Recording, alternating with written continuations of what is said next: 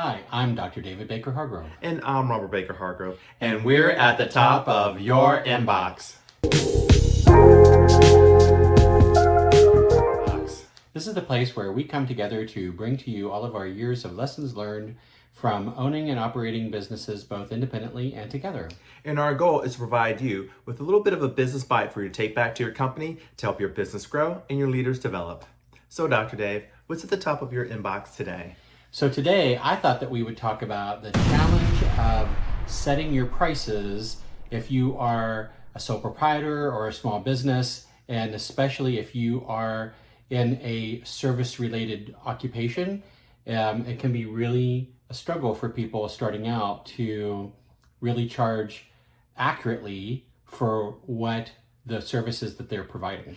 Absolutely, because you want to be competitive, but yet you are newer, so you're trying to attract business at the same time. So it's a very delicate balance between how competitive am I, but yet how much do I want to maybe have a little bit of initial discount to bring people in.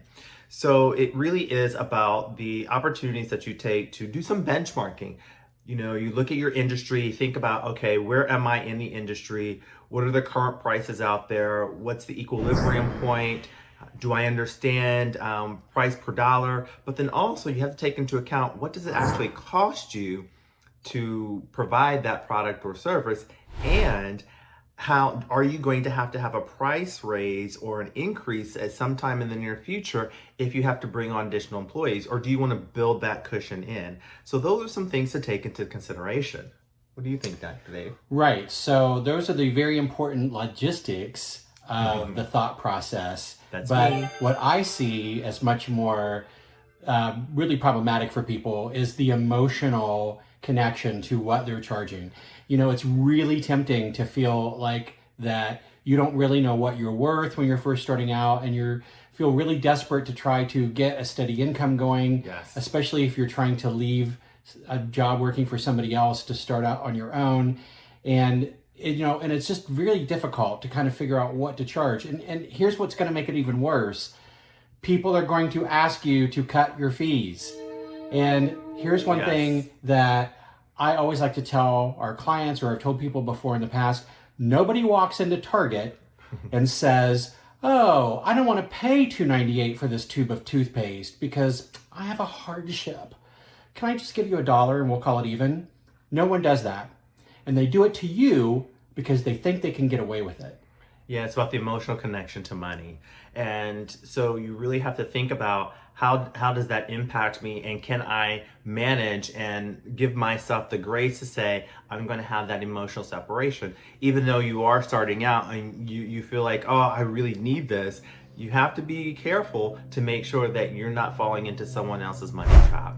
The other thing about that is the psychological pricing is, how often have you seen $3.49 or $3.99 or $98? It's because it's less than $4. It doesn't say 4. If it doesn't have a 4 in front of it, it makes people feel better. Or if it's not the $3.50, people think, oh, it's less than $3. It's less than $3.50 or something. They kind of do that process in their mind. So pricing really has some psychological impact to it, and really that connection to individuals, their connection to money. Yeah, the best way to avoid falling into other people's money traps is if you want to have some reduced opportunities for your fees, is to set those ahead of time and know exactly what they are and know what circumstances that you're going to offer them. Absolutely. And so you only offer those reduced fees when customers meet that specific criteria that you've already set ahead of time. And so that way it gives you an extra feeling of confidence to say, well, this is my pricing structure, and I'm sorry if you don't qualify for this discount. It's going to have to be the regular price. Yeah, and some of those things that you could be taken into consideration are whether someone is currently active in the military or they're not active in the military, whether they are veterans or not veterans, whether they're students or not students, senior discounts. All those things you can take into consideration, but they also have to be able to prove that to be able to get that. Or you could do short-term discounts, an introductory pricing. Introductory rate. And so when you say introductory, that means, hey, jump on board. You're going to get this at this point in time. But after the introduction is over, the pricing will change. So really make sure that if you do have those types of discounts or something, like David was saying, make sure the criteria is extremely clear and you're very clear in your messaging about that.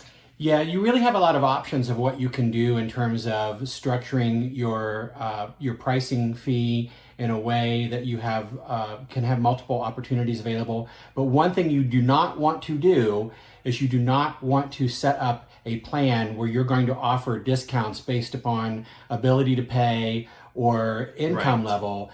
That's not for a private enterprise sole proprietor business. That is really not a good idea. I mean, that's more of, public community-based institutions that have funding that can underwrite those kinds of fee structures. You don't want to fall into that trap because it's going to be way too much work. It's going to be too hard to keep track of. And it's just really not a good idea. And when you're talking about a discount structure for a private enterprise, there's so much that we can talk about this. I was just thinking, wow, we could go on and on and on about this. But really, the idea is that you have to really think through it, take your time, do some benchmarking, but also check the emotional aspect of the connection point. And if any of this sounds interesting to you, you can reach out to me at robertbakerhargrove.com. Or reach out to me at davidbaker-hargrove.com. Thank you so much. Remember to subscribe to this channel, and you can reach out to both of us at bhcassessment.com. So until next time, we'll see you at the top of your inbox.